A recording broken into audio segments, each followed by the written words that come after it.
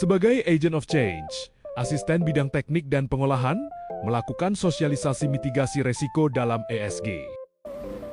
Baik, terima kasih atas dan waktunya. Salam sejahtera bagi kita semua, buat kawan-kawan semua. Selamat pagi. Pagi, luar biasa. Pada hari ini kita akan mempelajari ya, sharing ya tentang strategi mitigasi risiko yang berbasis ESG pada operasional kebun dan pabrik kelapa sawit ya. Strategi mitigasi risiko ya. Pertama itu ada kata mitigasi. Mitigasi artinya apa? Yang tadi itu apa yang rencana-rencana yang kita lakukan untuk meminimalkan risiko dalam pekerjaan kita. Risiko itu adalah risiko ini Pak sesuatu yang tidak bisa kita hindarkan. Dalam hidup kita, dalam pekerjaan kita ada risiko. Tapi bagaimana kita bisa memitigasi, mereduksi risiko. Risiko itu artinya suatu kejadian dampak dari yang kita kerjakan yang dapat membahayakan diri kita dan kelompok kita. Ya, itu risiko ya. Nah, ada namanya ESG. ESG itu environment, lingkungan, E-nya, S-nya itu sosial, ya, masyarakat, sosial, G-nya itu adalah governance, tata kelola, ya, ingat ya, ESG itu environment, sosial, dan government, E-nya itu lingkungan, S-nya itu sosial, G-nya itu government, tata kelola. Sekarang ini Pak, ya, kelapa sawit menjadi primadona, ya, primadona atau permata hijaunya Indonesia loh Pak. Kita adalah menjadi produsen terbesar di dunia. Kita sudah mengetahui bahwa ini kita Indonesia pertama sebagai produsen terbesar. Kemudian kita dalam lingkungan itu harus mengenal juga dalam industri perkebunan ini ada ESG, iklim ini ada environment kan, itu lingkungan. Jadi salah satunya pertama iklim, ya, risiko yang kita hadapi dalam lingkungan E-nya tadi pertama iklim. Ya. Kalau iklim buruk pasti bisa gagal panen, ya kan, gagal pemupukan. Ya. Yang berikutnya, ya, musim hujan, itu iklim tadi kan, dari iklim kan, musim hujan. Bagaimana kita bisa menghindari kalau musim hujan akan rusak jalan?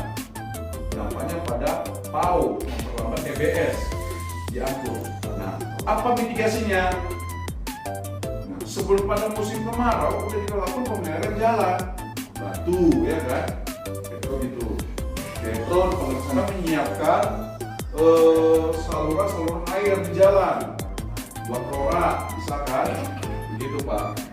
Tapi jika pada musim hujan kita buat seperti itu, artinya mitigasinya adalah strategi kita adalah pada suatu semester 1 kita melakukan pemerasan jalan. Karena sudah ada api, karena kekeringan, ya, itu rawan dengan api, ya kan. Kemudian ada air baku dan batas air, kemudian akan mengakibatkan mutu dari panen, kemudian akan menjadikan risiko dan risiko. Jadi salah satu dari risiko dari environment itu adalah pertama iklim. Next, kebakar, ya. Jadi bagaimana contohnya ini kan? Kita tahu nih, contohnya kita tahu ini rawan musim kering, lahan kebakaran. Nah, apa sih mitigasi kita? Contohnya ada yang tahu nggak? Dalam area kita yang gambut, contohnya nih, musim kering, ada rawan risikonya adalah kebakaran hutan dan lahan.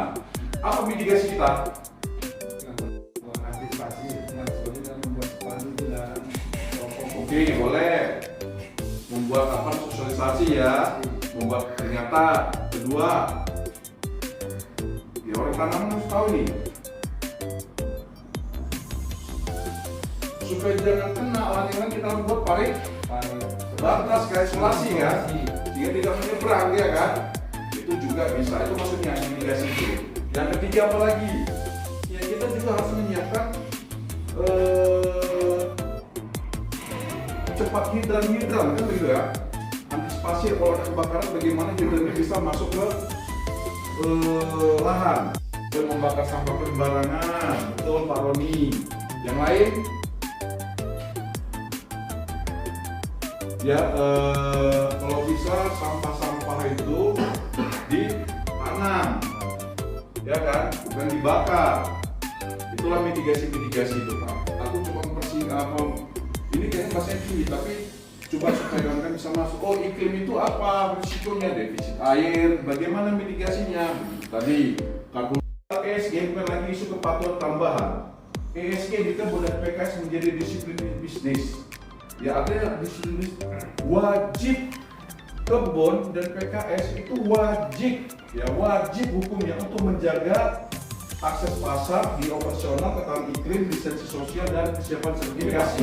Regulasi yang ISPO ini lokal, RSPO itu adalah internasional. Artinya gini Pak, ISPO, RSPO itu ini adalah untuk melindungi lingkungan juga, sustainability. Ya, dalam ISPO ini itu juga ada klausul-klausul yang menjelaskan tentang lingkungan. Ya, bagaimana pengelolaan limbah kita, bagaimana penggunaan pupuk, ya pestisida, kemudian kontraktor atau pemasok bebas ikut dinilai.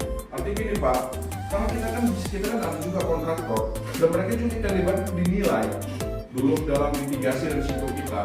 Kemudian ini adalah tata kelola ya, tata kelola kepatuhan. Jadi data ESG harus satu definisi, satu pemilik dan satu alur verifikasi. Jadi 3 referensi profesional dinamika di seluruh itu menjadi pasar, operasional, dan sertifikat ya. EUDR ini adalah Eropa, Uni Eropa, deforestry regulasi. Artinya ini adalah peraturan atau regulasi penumbangan hutan dalam Uni Eropa. E-nya itu Euro, U-nya itu Uni, D-nya itu deforestry, R-nya itu adalah regulasi. Ya.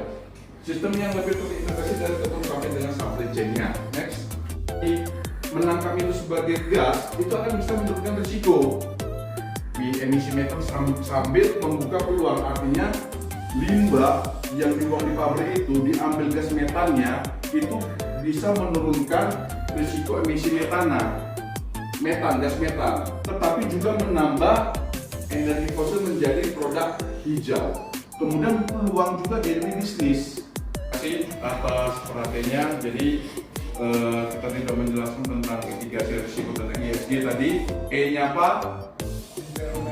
Artinya lingkungan, S-nya sosial, D-nya itu government. E-nya itu lingkungan, sosial, government itu tata kelola. Ya, jadi dengan mengetahui risiko-risiko dalam batas ESG ini kita bisa juga melakukan mitigasi risikonya. Semoga ini bermanfaat. Terima kasih buat teman-teman atas waktunya dan bisa sharing ke kawan-kawan yang lain dan menambah pengetahuan bagi kita dalam dunia perkebunan. Terima kasih dan selamat pagi. Pagi, luar biasa. Dengan dilakukannya sosialisasi ini, diharapkan karyawan memahami resiko dalam ESG dan mampu membuat mitigasi resiko dalam ESG.